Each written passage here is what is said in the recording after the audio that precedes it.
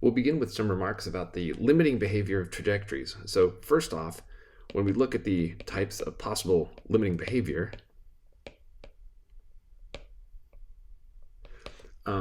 we have that there's basically three things that can happen. So either your trajectory can tend to the origin as time goes to infinity, or it can be the case that it takes off to infinity somehow in some direction. And so I'll just say that the magnitude of it is unbounded as t goes to infinity. And then the other thing that you can have happen is that it's periodic. So in this case, there's some positive number p such that whenever you go p into the future from where you are now, you end up exactly back where you were to begin with.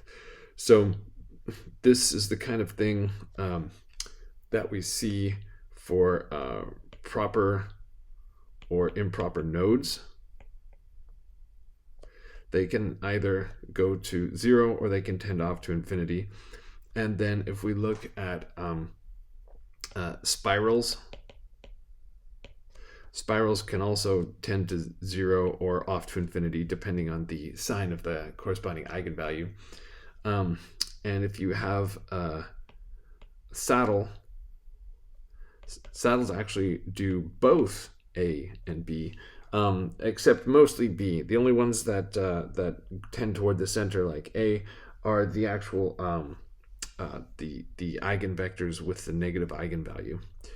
And then of course center is the only type of thing that does this periodic one.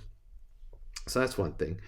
And then the other thing is that every point lies on a unique trajectory.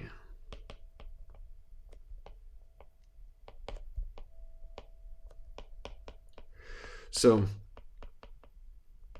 for example, 0 is only on the curve which is identically equal to 0. Remember, it's an equilibrium solution, so you stay there. So even though it looks like there's these curves that are passing through the origin, they don't. They never even reach it. They only asymptotically approach it, right?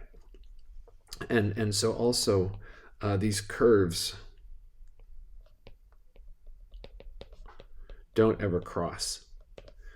Because if they were to cross, then that point where they cross would be lying on two different curves, but each point lies on a unique curve. So that doesn't happen.